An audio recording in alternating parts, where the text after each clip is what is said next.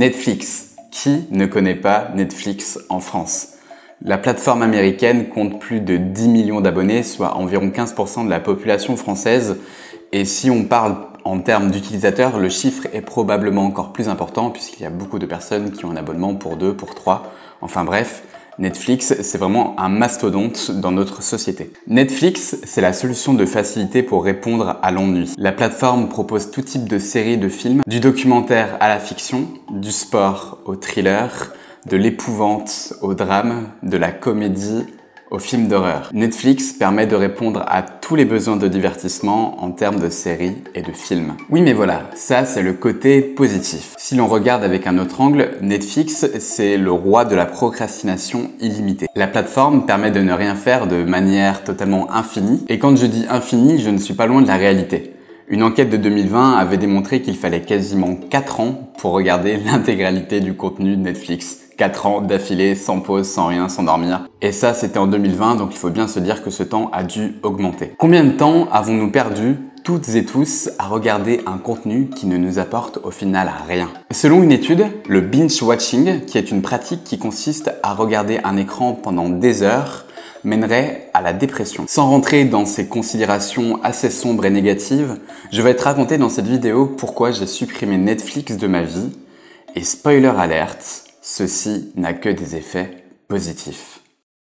L'humain est le produit d'une évolution constante au fil des millénaires. Seul ou en société, il a cherché sans cesse à progresser, à évoluer pour devenir encore meilleur. Transformer le monde est une ambition immense pour un individu dans notre époque contemporaine, et demande du temps, du travail, de la réussite. Mais partir à la conquête de sa propre vie est accessible à chacune et chacun d'entre nous, et c'est le meilleur moyen de continuer dans cette direction. Bienvenue sur En Forme. Comme la plupart de mes amis de ma génération, j'ai eu mon premier compte Netflix autour de mes 20 ans. Je trouvais la plateforme agréable, plutôt bien foutue pour l'époque, avec un contenu illimité qui me permettait de décrocher des cours après une journée à la faculté pas toujours marrant. C'était beaucoup moins galère que le streaming illégal de l'époque et le prix était assez raisonnable puisque dans mes souvenirs, l'abonnement était inférieur à 8 €, sans pub, ce qui coûtait plus ou moins le prix d'une séance de cinéma. Bon, étudiant oblige, pendant des années, j'ai alterné entre avoir et ne pas avoir Netflix parce que c'est pas la période de la vie où on peut claquer le plus de thunes de manière illimitée. Mais j'étais content de retrouver régulièrement ce contenu, de découvrir de nouvelles intrigues, de suivre d'anciennes saisons que je n'avais pas pu terminer, voire même de pratiquer mon anglais. Ça, c'était pour les côtés plus.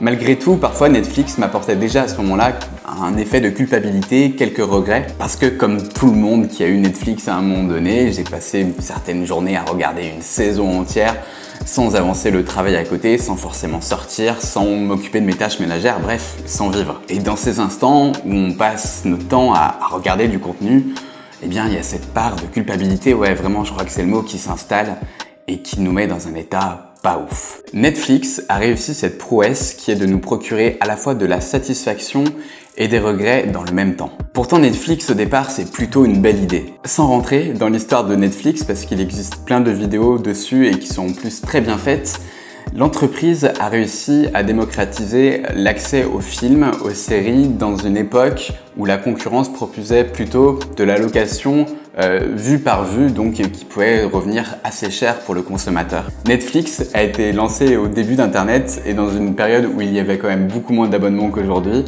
Il faut avouer que c'était une belle idée. Je trouve que ce contenu en illimité est plutôt une bonne chose. Cependant, moi ça a commencé à me poser problème le jour où Netflix a empiété sur tous les autres aspects de ma vie et je me suis dit qu'il fallait changer ça. Comme pour beaucoup de personnes, mon apogée de l'utilisation de Netflix a été le premier confinement en 2020. Je me trouvais dans une ville que je ne connaissais pas, avec mes amis assez loin de moi.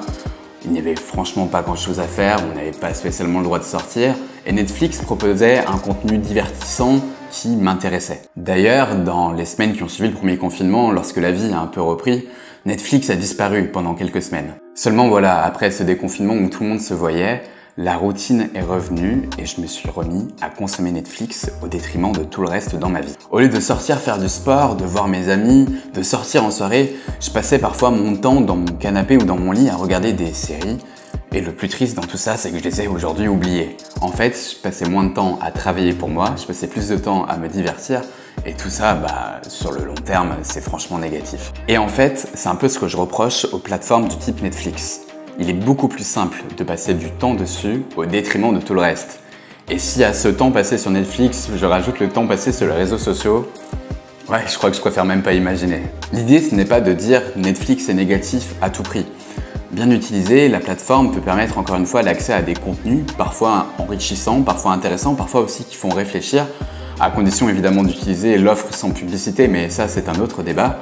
Mais l'idée, c'est pas de dire que tout est négatif sur Netflix. Cependant, je pense qu'il faut l'utiliser avec raison. Et pendant plusieurs années, Netflix a plus ou moins volé mon temps.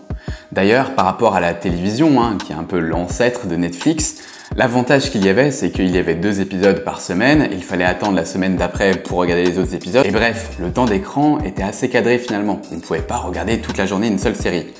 Là, Netflix a vraiment permis de dire, voilà, c'est à la demande, c'est au service du client, et l'effet pervers, c'est que derrière, c'est difficile de décrocher. Finalement, j'ai commencé à supprimer mon abonnement Netflix assez facilement par la force des choses parce que ça coûtait de plus en plus cher. Bien sûr, au départ, ça m'a été un peu frustrant de ne pas voir la fin de certaines séries que j'aimais bien, comme Better Call Saul par exemple. D'ailleurs, ne me spoilez pas dans les commentaires parce que je compte bien finir un jour. Mais j'ai pu aller facilement vers d'autres sources de divertissement comme la lecture ou regarder un film de temps en temps. Arrêter la plateforme, ça n'a pas arrêté pour moi toute source de divertissement non plus. L'idée, c'était pas de tout stopper, mais simplement de réussir aussi à cadrer mon temps d'écran, à cadrer à quel moment je peux me divertir et à quel moment je dois faire autre chose. Encore une fois, l'idée n'est pas de te dire « fais comme moi, arrête tout ». Non, pas du tout. Regarder un film, regarder une série, ça peut avoir parfois du bon, mais j'aimerais que cette vidéo t'aide à réfléchir sur le fait de « ok, est-ce que je passe trop de temps sur Netflix? Est-ce que je cherche absolument à rentabiliser mon abonnement ?» Ce qui est un argument que je comprends.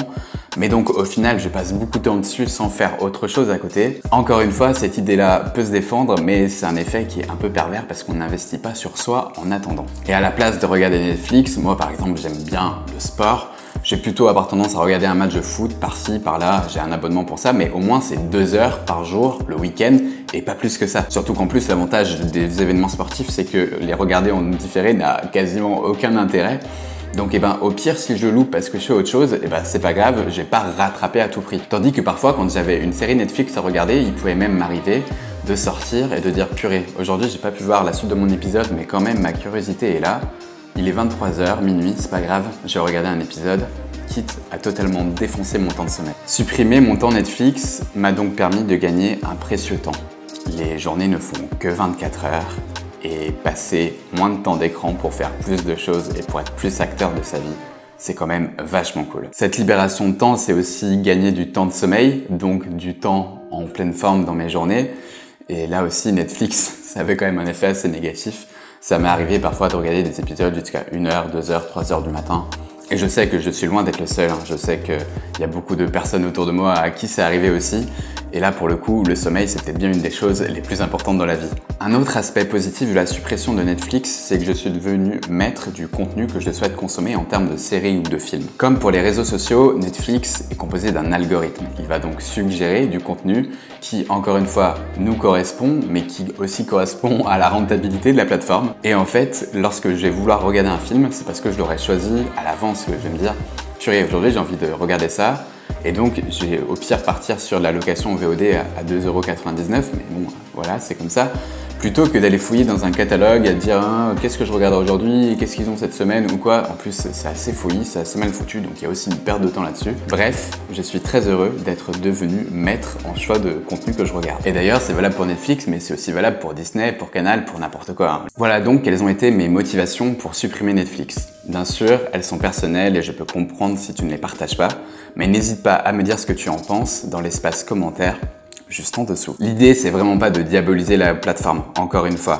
Bien utilisé, Netflix peut t'apporter un accès aux films, aux séries, à de la culture, chose qu'il était inconcevable il y a 20 ans ou 25 ans en arrière de faire avec aussi peu de coûts. Et puis, faut pas oublier qu'il y a 10 ans, il y a 15 ans, acheter un DVD dans un supermarché, ça coûtait 15 €, ce qui est beaucoup plus cher qu'un abonnement Netflix. Alors oui, on peut regarder le film de manière illimitée, mais bon, quand on y réfléchit, c'était quand même beaucoup d'argent. Le but de cette vidéo n'est pas de te faire supprimer Netflix, simplement de te faire poser la question: Est-ce que mon temps, qui est si précieux, mérite d'être dépensé dans la consommation d'un contenu illimité qui ne m'apporte pas forcément toujours de très bonnes choses? La seule personne qui peut répondre à cette interrogation, c'est toi, parce que tu es la seule personne qui vit ta vie. D'ailleurs, à ce propos, n'oublie jamais que les contenus sur Internet ne sont pas une vérité unique. Il ne s'agit que de points de vue basés sur l'expérience de chacun dans un contexte précis, souvent différent du tien. Adapte tout cela à toi, à ta personnalité pour trouver ta propre sérénité. Merci à toi d'avoir regardé cette vidéo jusqu'au bout, partage-la si tu la trouves utile. Pouce bleu si tu souhaites m'encourager à continuer. Interagir avec mon contenu, c'est gratuit, ça prend peu de temps et c'est me donner une très grande aide. C'était Pierre de la chaîne En Forme et je te dis à très bientôt pour de nouveaux instants de partage.